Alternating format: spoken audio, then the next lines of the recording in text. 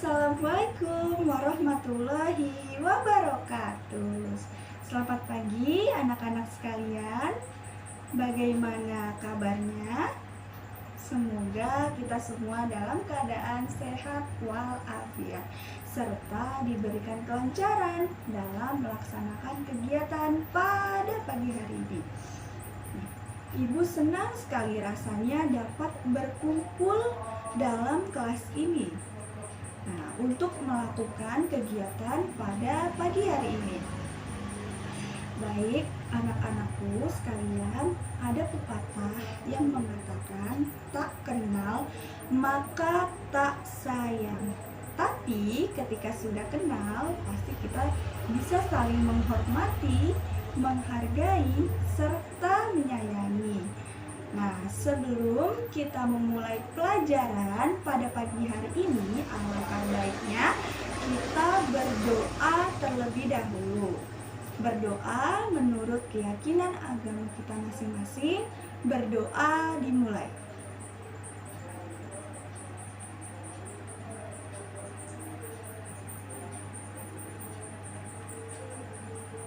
Berdoa selesai. Nah, tadi kan ibu kan sempat bilang tak kenal maka tak sayang. Nah, makanya ibu di sini akan memperkenalkan diri ibu terlebih dahulu. Perkenalkan, nama ibu Nur Fitri Handayani. Bisa kalian panggil Fitri, Bu Fitri bisa. Alamat rumah ibu di Kelapa II Depok. Nah, untuk sekarang ibu sedang menempuh pendidikan di Universitas Indraprasta PGRI atau bisa disebut juga Unindra. Nah, pasti kalian tahu ya Unindra. Jadi ibu tidak perlu jelaskan lagi. Nah, Ananda sekalian, ibu akan menyampaikan satu topik yang amat sangat bermanfaat bagi kita semua, dengan berupa layanan dalam bimbingan dan konseling. Nah, layanan itu apa sih, Bu? Nah, sekarang ibu mau dengar nih pendapat dari kalian. Siapa yang mau berpendapat? Bisa tunjuk tangan.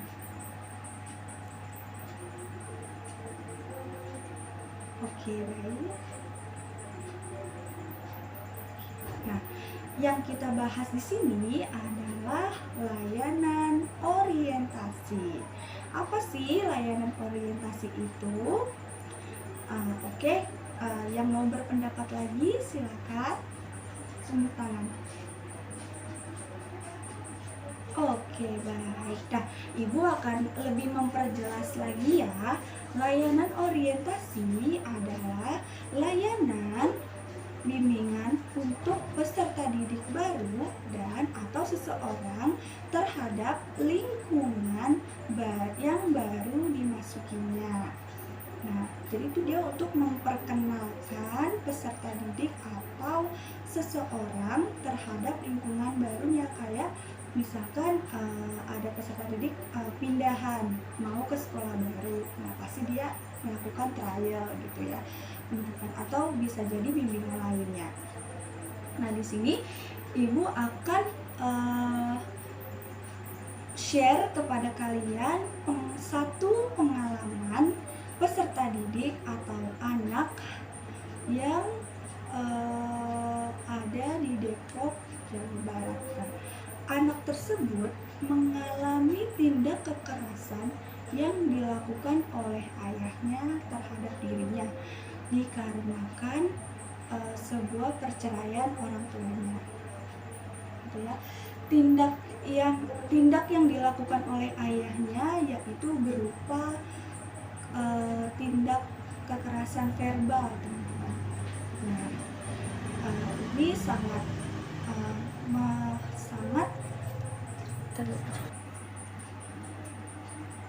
Nah, tindakan yang dilakukan oleh ayahnya ini bisa sangat mempengaruhi perkembangan anak tersebut, karena tindak kekerasan yang dilakukan oleh ayahnya itu bisa dilakukan berulang-ulang karena anak tersebut adalah penyebab perceraian dia dengan ibunya. gitu. Nah, ini bisa jadi anak tersebut terganggu nih, terganggu bisa fisiknya, bisa psikologisnya gitu ya, atau bisa jadi anak tersebut stres. Kalau misalnya kita gali lebih dalam lagi, mungkin bisa jadi dia menyimpan depresi. Nah, kalau misalnya anak tersebut udah depresi, pasti punya pemikiran yang namanya bunuh diri. Nah, jangan sampai ya teman-teman kalau seperti itu. Nah, makanya di sini ibu akan mengangkat satu topik yang bertema indahnya kebersamaan. Apa aja sih indahnya kebersamaan? Di sini kita bahasnya adalah kebersamaan dalam keluarga. Apa aja yang kita akan bahas hari ini adalah pengertian keluarga, fungsi-fungsi keluarga, dan terakhir kedudukan keluarga. Oke teman-teman, tolong disimak ya, karena ini sangat-sangat bermanfaat buat kalian. Oke teman-teman, kita masuk ke dalam topik yang pertama, yaitu pengertian keluarga menurut Departemen Kesehatan Republik Indonesia tahun 1988. Nah, adalah keluarga adalah salah satu kelompok atau kumpulan manusia yang hidup bersama sebagai satu kerumunan atau unit terkecil dan biasanya memiliki hubungan darah atau hubungan DNA atau ikatan tersebut bisa melalui perkawinan atau ikatan yang lainnya. Nah, tinggal bersama dalam satu rumah yang dipimpin oleh satu kepala keluarga. Nah, begitu ya teman-teman, pengertian dari keluarga. Ada yang mau berpendapat apa itu keluarga?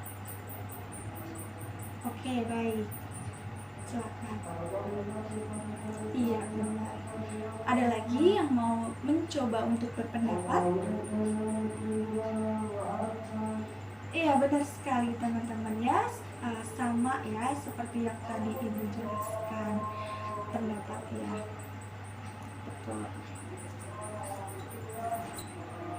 Nah, di sini Ibu akan menjelaskan beberapa definisi keluarga dari beberapa sumber. Nah, yang pertama di sini ada Duval dan Logan 1946. Beliau mengatakan keluarga adalah sekumpulan orang dengan ikatan perkawinan, kelahiran, serta adopsi yang bertujuan untuk menciptakan, mempertahankan budaya, dan meningkatkan perkembangan fisik, mental, emosional, serta sosial dari tiap anggota keluarga. Nah, yang kedua ada dari Maglaya 1978. Nah, beliau mengatakan keluarga adalah dua atau lebih individu yang hidup dalam satu rumah tangga karena adanya ikatan darah atau perkawinan atau adopsi. Mereka saling berinteraksi satu dengan yang lain, mempunyai peran masing-masing dan menciptakan serta mempertahankan suatu budaya.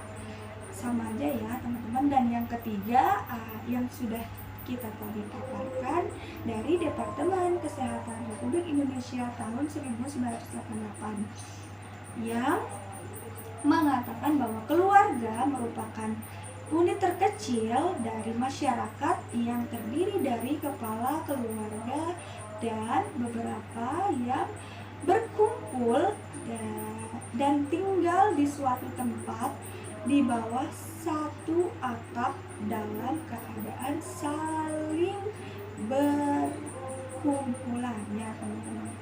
Seperti itu definisi keluarga menurut beberapa sumber. Nah, setelah tadi kita sama-sama mendengarkan apa itu pengertian definisi keluarga, sekarang kalian sudah tahu ya apa keluarga gitu. Pengertian keluarga, nambah pengetahuan kalian ya. Sekarang topik yang kedua adalah fungsi keluarga. Nah, sebelum ibu memasuki materi fungsi keluarga, sekarang ibu mau bertanya dulu nih, apa sih BKKBN itu? Ada yang tahu? Silakan tunjuk tangan.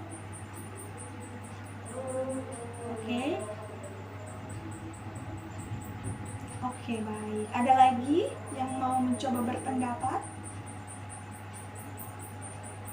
Iya, benar. Nah, BKKBN adalah Badan Koordinasi Keluarga Berencana Nasional. Nah, dari BKKBN ini kita tahu nih fungsi keluarga itu apa aja sih. Nah, sudah diatur dalam Undang-Undang Peraturan Pemerintah nomor 21 tahun 1944, yaitu yang pertama ada fungsi keagamaan, yaitu dengan memperkenalkan dan mengajak anak dan anggota keluarga yang lain dalam kehidupan beragama. Dan tugas kepala keluarga untuk menanamkan bahwa ada kekuatan lain yang mengatur kehidupan ini, yaitu Tuhan ya Allah SWT. Dan ada kehidupan lain setelah di dunia ini. Ya, teman-teman. Agama itu sangat penting ya teman-teman, makanya fungsi keagamaan itu ada di nomor 1. Yang kedua ada fungsi sosial budaya. Nah, dilakukan dengan membina sosialisasi pada anak, membentuk sama-sama tingkah laku sesuai dengan tingkat perkembangan anak, ya, dan menentukan nilai-nilai budaya keluarga. Jadi kayak istilah sederhananya itu pembentukan karakter anak tergantung dalam keluarganya, teman-teman, dalam keluarga mendidik anak tersebut, gitu ya teman-teman. Yang ketiga ada fungsi cinta kasih, diberikan dalam bentuk memberikan kasih sayang dan rasa aman serta memberikan perhatian di antara semua anggota keluarga. Jadi kayak ibaratkan kayak keluarga yang harmonis gitu ya teman-teman. Nah, sekarang fungsi yang keempat adalah fungsi melindungi.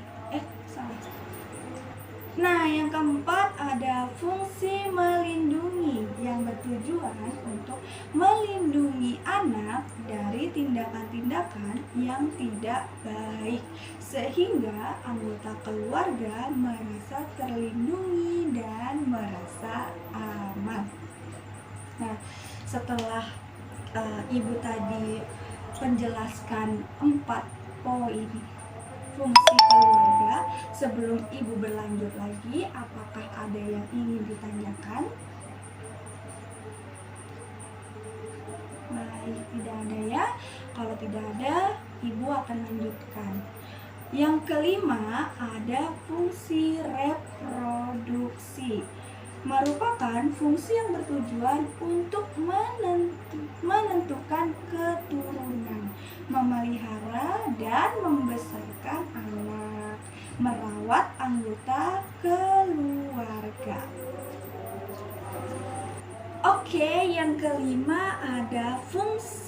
reproduksi. Nah, di sini merupakan fungsi yang bertujuan untuk menentukan keturunan, memelihara dan membesarkan anak, dan merawat anggota keluarga.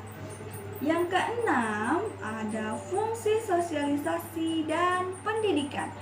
Merupakan fungsi dalam keluarga yang dilakukan dengan cara mendidik anak sesuai dengan tingkat perkembangannya, menyekolahkan anak. Sosialisasi dalam keluarga juga dilakukan untuk mempersiapkan anak menjadi anggota masyarakat yang baik. Nah, yang poin ketujuh ada fungsi ekonomi. Nah, fungsi ekonomi ini adalah yang tidak dapat dipisahkan ya teman-teman dalam sebuah keluarga. Nah, fungsi ini dilakukan dengan cara mencari sumber-sumber penghasilan untuk memenuhi kebutuhan keluarga. Pengalaman pencarian penghasilan keluarga untuk memenuhi kebutuhan keluarga dan membimbing anak memenuhi kebutuhan keluarga di mana saja. Nah, setelah tadi kita belajar fungsi-fungsi keluarga, sekarang kita bertambah lagi ya ilmu wawasan kita. Sekarang kita ada di topik poin ketiga, yaitu kedudukan anggota keluarga. Apa sih kedudukannya? Pasti kalian tahu ya, kedudukan ayah, kedudukan ibu, kedudukan anak. Kita akan membahas itu ya. Setiap anggota keluarga memiliki kedudukan sendiri-sendiri. Ayah berkedudukan sebagai pemimpin rumah tangga dan kepala keluarga. Sedangkan ibu berkedudukan sebagai istri sekaligus sebagai pendamping suami. Anak-anak merupakan anggota keluarga yang berkedudukan sebagai yang harus berbakti kepada orang tuanya. Keluarga inti terdiri dari ayah, ibu, dan anak. Disebut apa teman-teman? Ada yang tahu?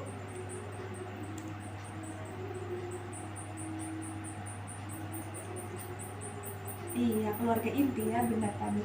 Nah, kalau misalnya ayah, ibu, dan 2 orang anak disebut keluarga apa teman-teman? Ada yang tahu? Iya, benar sekali, catur warga. Sedangkan kalau misalnya keluarga inti yang terdiri dari ayah, ibu, dan 3 orang anak disebut apa teman-teman? Benar sekali, disebut pancawarga. Ya teman-teman, jadi sekarang kita membahas nih, apa sih kedudukan ayah? Penasaran kan? Nah, setelah tadi kita tahu, kita membahas tentang catur warga dan pancawarga, sekarang kita membahas tentang kedudukan ayah dan ibu dan anak. Pertama kita bahas dulu nih kedudukan ayah. Pasti kalian semua tahu kedudukan ayah. Dalam keluarga, ayah berkedudukan sebagai kepala keluarga atau bisa disingkat kakak. Ayah juga sebagai pemimpin rumah tangga. Ayah juga bertanggung jawab atas seluruh anggota keluarganya. Kepala keluarga yang baik adalah kepala keluarga yang demokratis, tidak berbuat semena-mena, ya. Mengajak seluruh anggota keluarganya bermusyawarah dalam mengatasi masalah dan mengambil keputusan. Nah, setelah tadi kedudukan ayah, sekarang kedudukan ibu. Ibu adalah istri ayah. Ibu juga bisa disebut ibu rumah tangga. Tugas ibu rumah tangga adalah mengurus rumah tangga dan bertanggung jawab atas kebersihan dan kerapian rumah, ya. Adapun kedudukan ibu yaitu ada dua. Apa tadi? Pendamping suami dan penjaga harta benda yang ada di dalam rumahnya. Satu lagi apa? Oke, benar sekali. Mendidik putra-putrinya. Dan terakhir ada kedudukan anak. Nah, kedudukan anak di sini sebagai anggota keluarga. Anak berhak mendapatkan perhatian dan kasih sayang serta kehidupan dari orang tuanya. Dan orang tua berkewajiban memenuhi kebutuhan anak seperti membeli buku sekolah, pakaian, makanan yang bergizi, dan kebutuhan-kebutuhan lainnya. Anak juga mempunyai kewajiban belajar dan membantu orang tuanya, teman-teman. Seperti itu. Nah, setelah kita tadi sudah banyak membahas tentang kebersamaan dan keluarga, kedudukan, fungsi-fungsi keluarga, pengertian keluarga. Di sini ibu berharap kalian mengerti ya, karena ini ilmu sangat bermanfaat sekali dan bisa menambah wawasan kalian. Nah, sekarang ibu pengen kalian membentuk kelompok. Ibu meminta kelompok 5 kelompok saja yang terdiri dari 4 orang anak. Nah, tugasnya ngapain sih Bu? Tugasnya simpel sekali teman-teman. Di sini kalian hanya memberikan rangkuman pelajaran kita hari ini yang tadi kita bahas. Itu apa sih menurut bahasa kalian, teman-teman, gitu ya. Dan yang kedua, manfaat setelah kita belajar indahnya kebersamaan ini, teman-teman. Apa sih manfaatnya menurut kalian? Nah, setelah 2 itu dijawab, ibu pengen kalian mempresentasikan di depan kelas ya. Ibu pengen lihat gitu. Nah, sekiranya itu saja dari ibu. Jamnya juga sudah pas sekali ya teman-teman. Sampai bertemu minggu depan. Semoga kita bisa bertemu lagi ya teman-teman. Oke, ibu akhiri. Sekian pelajaran dari ibu. Semoga bermanfaat dan kalian senang. Oke, ibu akhiri ya. Wassalamualaikum warahmatullahi wabarakatuh.